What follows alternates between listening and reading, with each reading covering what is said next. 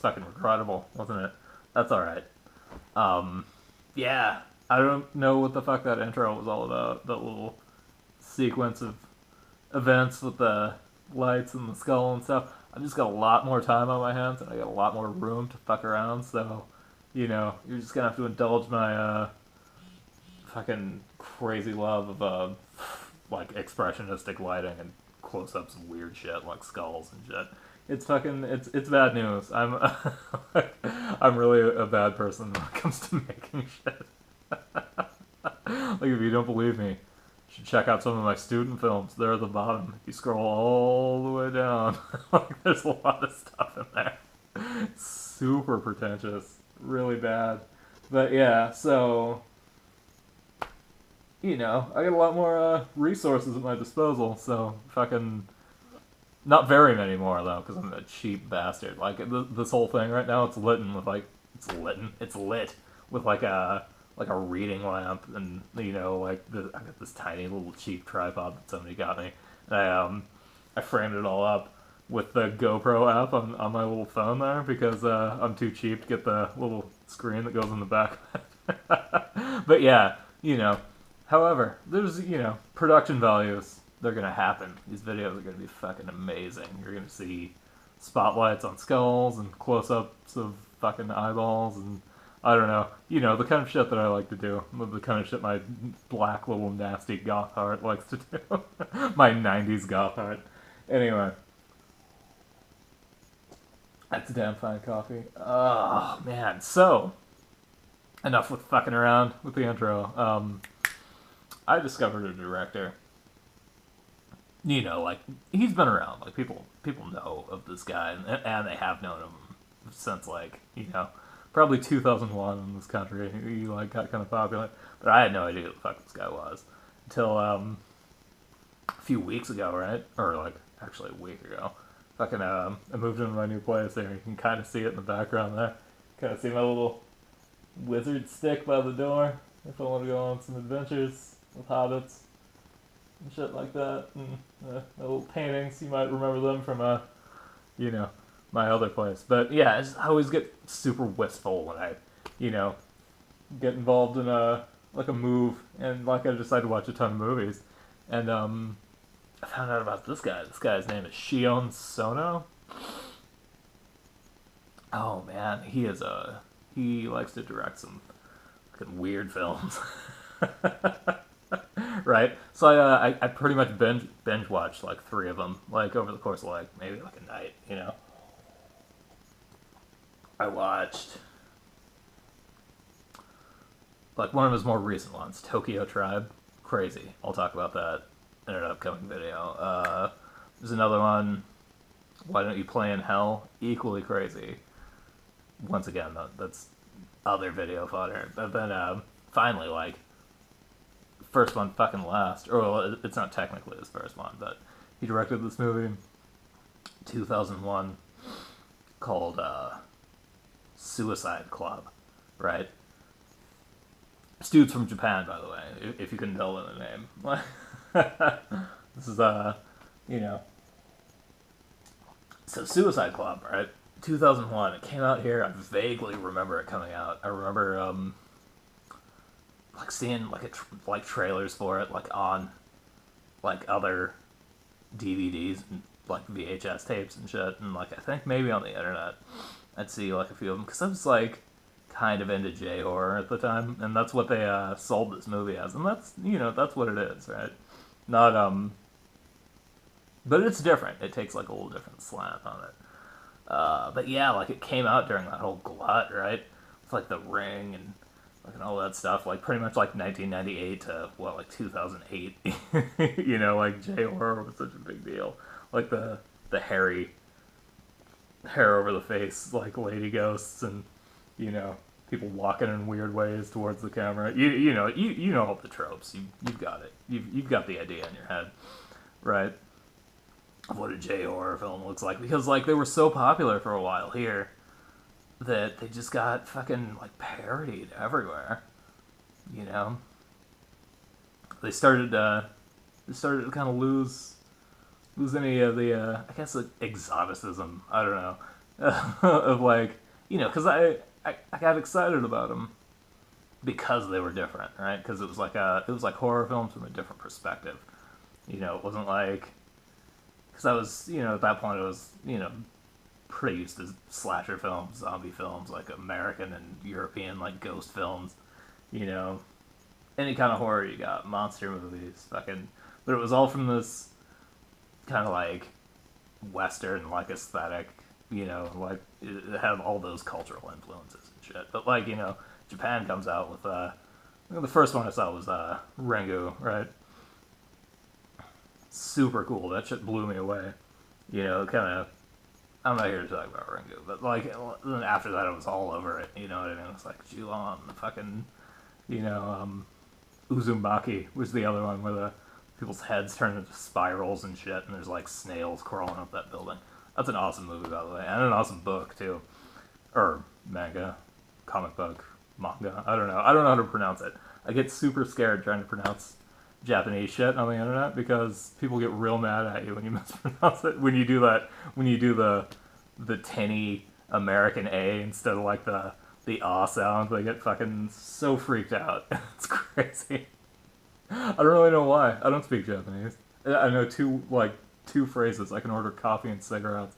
I shouldn't like I shouldn't be held to the same standards as people who can actually speak that shit. I'm super bad at like every language, including English. I'm just not great at it. But yeah, man, I do like the movies from there though. They are awesome. Yeah, so this thing came out like here anyway during that kind of glut, right? 2001. It was tapering at that point, but it was still like, oh my god, right? Another ghost with the hair over the face, like oh whatever. So I didn't see it then. I wasn't super excited about it then because, you know, something to do with the trailer. It looked like, because the trailer for this movie leads you to believe that it's like an evil website that kills people and it's like haunted or something like that. And pretty sure Fear.com came out around that time, which was awesome. But I was like, I've seen it, Fuck it, cursed website, I got that. That's that's done. And the trailer for it had some like, it had the hair thing. It had the weird Japanese hair thing that the Japanese horror movies like to do. It was like some hair coming out of like a printer or something like that, and there were a whole bunch of little girls being creepy, bunch of shit. So at the time I was like, fuck it, right? But now, looking back on it in hindsight, this I'm like, I've had a break from that genre, so I'm like I'm ready to go again. It's kind of like the zombie genre, right? They just like front loaded all those zombie films like a while ago, and like everything was like zombies, zombie this and zombie that and bullshit, and fucking sick of it. Give me about 2 years and I'll be right the fuck back into zombies, right? Same thing with Japanese horror. But anyway, Suicide Club is awesome. It's hard to even explain exactly what's going on in this one because like the premise is, right, the whole conceit of the film is there's like an epidemic of like mass suicides that's going on around Japan, right? Fucking starts out, opening scene of this film is awesome. Right? It starts out in like a subway station and like this like group of like high school girls or whatever just kind of goes up to the platform and they start like just doing this weird chant and shit, like counting down and they're all holding hands and everything's like just edited like crazy, right? And you get like super fucking like excited about it and they're singing this creepy little song and they all jump in front of a subway train and it just goes fucking mad, right? Like, there's no one of the things about Sion Sono that is so cool is just the level of gore in his movies. He just does not give a fuck. It looks like he just loves that shit to death because there's no tasteful cutaway or anything to make it creepier. It's just they just run over like 54 schoolgirls with with the subway train at the station, and there's blood splashing on everyone, fucking like hunks of flesh and like legs and shit flying out of this thing. People are freaking out, like just getting like fucking like pelted with like gore. It's super gory, and it's kind of like it's a creepy scene. And this is another thing this guy likes to do. He's like a genre bender, right? He's one of those guys. He likes to like add different elements, like different genre elements, like in every one of his movies. So like you're never gonna get like a straight up horror movie from this dude. It's gonna be like a horror comedy, action drama, you know. So there's definitely funny moments in this movie, but it's fairly effectively spooky, right? And this is like one of the funnier moments because these ladies all jump in front of the train, and then you get like an Evil Dead 2 level of gore.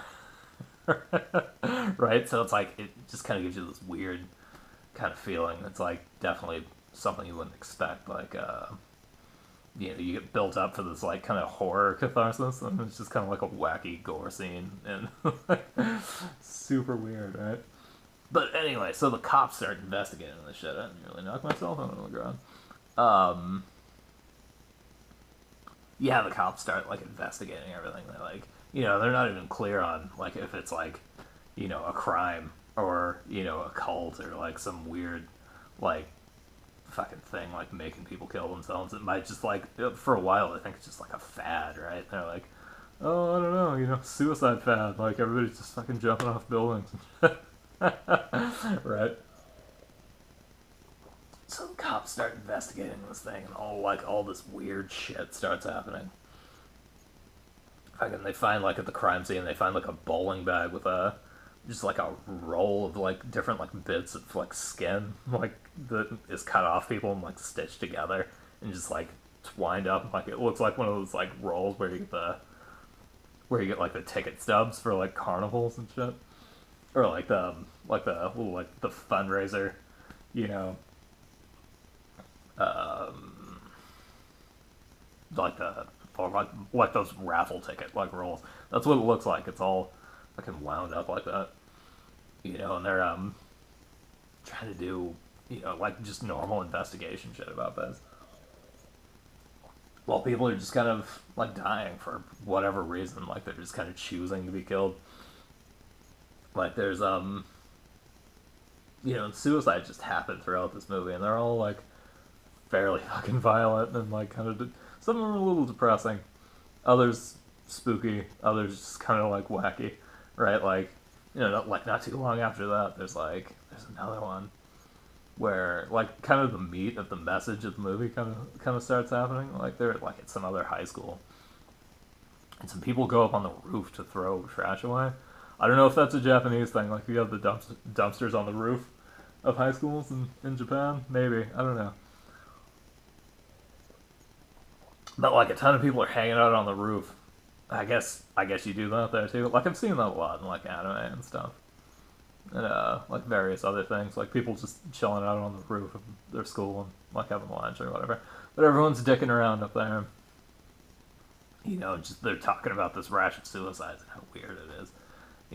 And they just start joking around about like they're like I'm gonna fucking go jump off the roof. Like then like people are just like talking about it like whatever, and they're like talking about like let's make a suicide cult, and we'll have like a giant orgy and stuff, and like everyone's calling the guy a pervert, and they're like freaking out, and like throughout the scene, like the scene's maybe like one or two like long handheld takes of just like this whole like weird conversation with high school students going on about, and they get gradually more serious about it until the point where they're like standing over by the roof.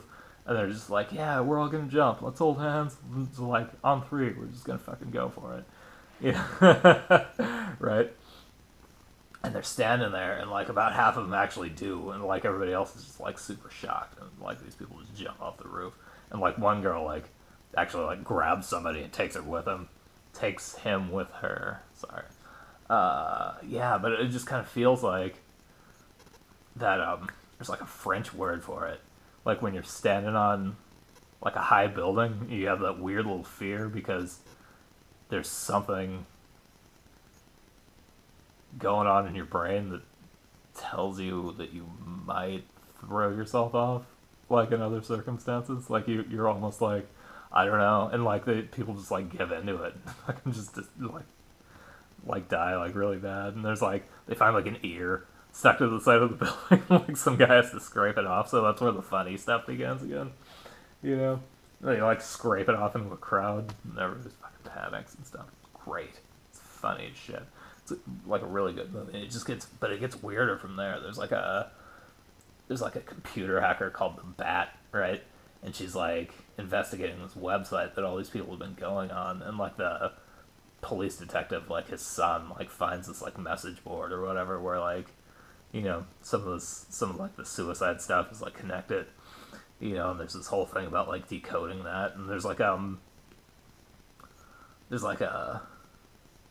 like some like pop musicians that are involved in like this weird kind of like coded like way, you know, where they end up finding out like certain things like based on like this they have like one song that they sing like throughout the movie. It's like a big like theme that like people are singing this song by these like this pop like quartet or whatever, you know, like one of those like girl groups, one of those like super like poppy. It's kind of like a boy band here, but like it's like super excitable little girls, you know, like singing stuff. You know what I mean? You know what I'm talking about. You got the idea. I don't know like what kind of genre of music that is. I should probably look that up before I start making the movie. But you know, it's like pretty like, you know, it's pretty standard shit. But like they have a whole bunch of weird songs and stuff, and they like somehow like link up to like the murders. Maybe people are like singing the tunes like all throughout the movie, which is weird because there's something similar that goes on in Why Don't You Play It Now? I'll talk about that later. Anyway, different video. I gotta stay on track. I'm getting so much criticism from my friends. Well, not really, not a whole lot. Anyway, yeah, so they like just end up decoding all this weird shit, and it just gets progressively stranger and stranger at the end. There's one point where like one of the hacker chick, like she gets captured by this like just like this evil lady boy, and it's like his gang. Like he's like a Japanese lady boy. Yeah. And like they take her to like an abandoned like bowling alley, and they're doing all this weird shit in there, and they're like super sadistic and crazy, and you think like he's the killer, and he might be. I'm not gonna give it away. You know, his involvement with the whole plot, I'm not giving away, but that part's like super weird. And there's like it's about the midpoint of the film that no, it's a little bit after the midpoint. There's a song out of nowhere. This like super like evil, like kind of his name's Genesis in the thing, and he's like super like kind of cross dressy, but not really. It's more like of an androgyny thing. It's like a dude who's like kind of feminine. It's not, but he's not like going all the way with it. And I was thinking it's got to be like a Genesis Porridge reference, but you know, of like Psychic TV or you know, like Throbbing Gristle and all those. He pretty much invented industrial music, and you know, super cool person. Whatever Genesis Porridge decides to call itself. I'm all about that individual, right? And I was kind of, you know, it kind of links up because it's kind of like sexual ambiguity going on, and like with like a weird guy who's kind of like into music, and he's kind of into the occult and shit a little bit, you know. But I don't know. Like I don't know if that's like really something I can link up or not. I'm gonna look into it a bit more. But he did Throbbing Gristle, yeah, and Leather Strip, and Psychic TV. And and like he was part of the Temple of Psychic Youth or whatever. Yeah, Genesis Porridge. Check that shit out. But anyway, like there's like a spooky guy named Genesis. He's fucking stomping puppies in bags and in like a disused bowling alley. And then Then later on it gets even weirder. It gets into like authentically surrealistic territory. Like a lot of movies that claim to be surreal, you know, don't actually quite make it all the way with it. Like, they don't go like all the way into the dream logic. And this like definitely feels like one of those like super early surrealistic cinema things, like kind of like a Louis Buñuel kind of a deal, or like some of the like the weirder shit like Man Ray filmed, or that one lady who did God damn it, her name is not Lee Pontico. That's a different person. That's a sculptor. Trails of the Afternoon. I'm thinking. Oh, what the fuck is her name? Oh god damn it! Now. Trails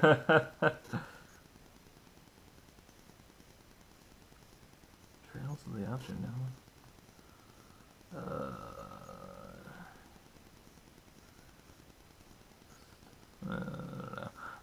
I'm looking it up right now, but what is her fucking name?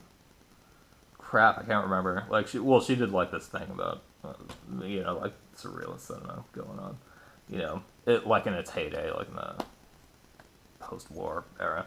Like anyway, Traces of Afternoon. God damn it! Now I can't remember. That's gonna fucking torture me, like real bad. I'm gonna get back to you guys on that one, because anybody who's excited about experimental film should probably watch that movie. The name of which and the director of which I can't fucking remember. But this gets into that kind of territory. It gets very into like kind of like a L'Age d'Or, or like a fucking like Un Chien Andalou kind of a thing, where like it's like just a room with like baby chickens all over the floor, and people are like sawing bits of flesh out of somebody with one of those like woodworking tools that like takes like strips of like wood off like a plank or whatever. Yeah, man, it gets super weird from there, and like there's a whole thing about it's just all about like it's hard to describe what this movie's about, and it's hard to like interpret it too, because it's real weird. But it's not only weird, like I can do weird, easily. I can unravel weird, but it's weird and it's super entertaining. It's like it's like real fun, to watch all the way through. Oh crap! Is it Traces of the After? God damn it! I can't remember now. But yeah, like you should definitely check out this director. I'm gonna come back at you with the 2 more, possibly 3 more of his films. Tell you what they're all about. This one's like pretty good, right? It's definitely not for everybody. It gets super weird. It's depressing at times, but if you can, if you like that kind of thing, which I do, you can you'll have like a really good time with this. For like other people, honestly, Why Don't You Play in Hell and Tokyo Tribe are like a better choice. But this is still pretty good. Like if you're a fan of J horror and you like a little bit of comedy and you like a little bit of and you like maybe a little bit of surrealism, you know what I mean? If you like your comedy and your horror spiced with surrealism, then this is a good place to go. Sion Sono, everybody. I'll be back with Why Don't You Play in Hell, which is a totally different movie, like in every way, pretty much, except for the one little connection with the pop idol kind of music. But yeah, okay, so cool. Go, check this one out if you can. I'm kind of sorry I missed it when it first came out.